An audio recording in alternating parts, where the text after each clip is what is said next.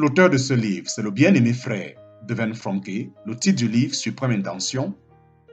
Nous sommes au chapitre 10, petit 4b. Petit 4b. Chapitre 10, petit 4b. Normalement, nous devions être à petit 3, mais comme j'ai nommé petit 4, je préfère nommer ici petit 4b. Et nous aussi, qui sommes fils de Dieu par la naissance, nous devons choisir, si nous voulons permettre à notre Père Céleste de nous communiquer sa manière de voir, son dessein, sa vision et son intention suprême. Il est riche de biens qu'il désire ardemment partager avec ceux qui, par leur croissance et le développement de leur caractère, sont capables de supporter la nourriture solide. Il est toujours dans l'attente que nous parvenions tous à l'unité de la foi et de la connaissance du Fils de Dieu, à l'état d'homme fait et à la mesure de la stature parfaite de Christ. En parenthèse, Philippiens chapitre 4, verset 13. Même si nous oublions l'intention de Dieu à l'égard de chacun des fils, lui ne l'oublie jamais. Il veut chaque fois qu'il nous fait passer par le creuset, développer en nous de plus grandes aptitudes à jouir de notre statut d'héritier. Gardons donc bien cette distinction présente à l'esprit et ne nous trompons pas nous-mêmes en nous imaginant que certaines expériences que nous avons faites, telles que le salut, la séparation du monde, la consécration, la plénitude du Saint-Esprit ou la guérison, signifient l'une ou l'autre, ou tout ensemble, que nous avons pris de la maturité ou gagné en stature. Elles ne sont guère qu'une série de crises par lesquelles le Saint-Esprit fait passer les cœurs assoiffés de vérité et de réalité. Les expériences sont comme des portes ouvertes que nous franchissons. Mais aucune expérience n'est une fin en soi. En franchissant les portes, toujours attentifs à sa suprême intention, nous devons nous abandonner au but de chaque crise. En franchissant les portes, toujours attentifs à sa suprême intention, nous devons nous abandonner au but de chaque crise.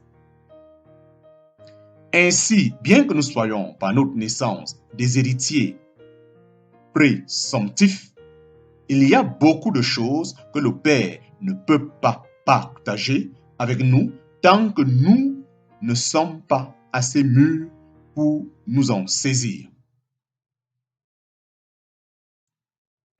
Pour nous faire connaître la pleine mesure de sa lumière et de son, pour nous faire connaître la pleine mesure de sa lumière et pour nous faire connaître la pleine mesure de sa lumière et de son amour, il attend que nos capacités limitées se développent.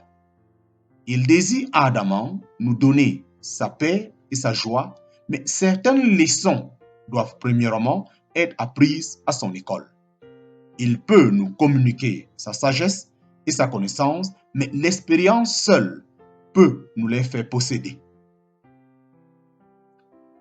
Finalement, le trône. Finalement, le trône. Romains chapitre 8, verset 17, parle de la gloire qui suivra la souffrance. Si nous souffrons avec lui, nous régnerons aussi avec lui.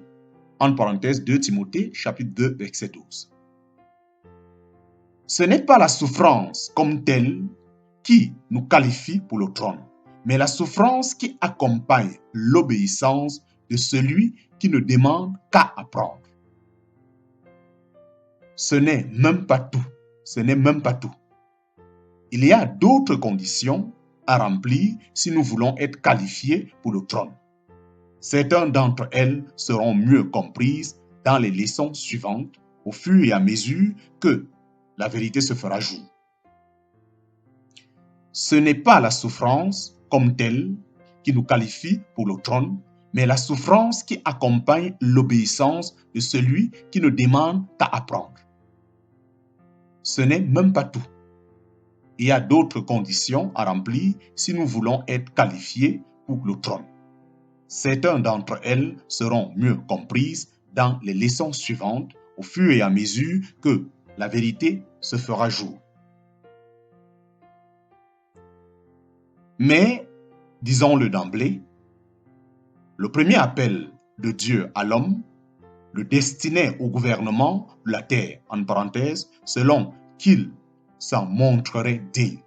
Et son dernier appel le destine à partager le trône avec lui au plus haut du ciel. Que nous puissions participer au privilège d'être assis sur le trône, c'est quelque chose qui dépasse notre compréhension. Mais c'est bien l'intention du Père pour ceux qui s'en montrent dignes. Disons enfin qu'aucun homme ne vivra jamais. Disons enfin qu'aucun homme ne vivra jamais. Nous pouvons en être sûrs au-delà de sa vision, c'est-à-dire au-delà de l'idée qu'il se fait du but à atteindre. Si le simple salut, la victoire sur le mal et la restauration du paradis perdu lui suffisent, alors Romains chapitre 8 serait pour lui l'étape suprême. Il en restera là et les trois phases de la croissance que nous avons décrites plus haut n'auraient pas beaucoup de signification pour lui. Mais quand nous aurions vu les choses dans la vaste perspective divine et pleinement embrassé sa suprême intention, notre cœur battra plus fort, nous découvrirons ce que cela signifie d'être des fils dont tout l'être est centré sur Dieu et tendu vers le but suprême.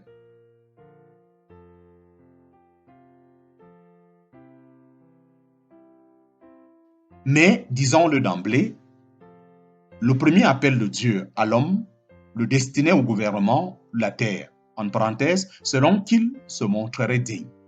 Et son dernier appel le destine à partager le trône avec lui au plus haut du ciel. Que nous puissions participer au privilège d'être assis sur le trône, c'est quelque chose qui dépasse notre compréhension.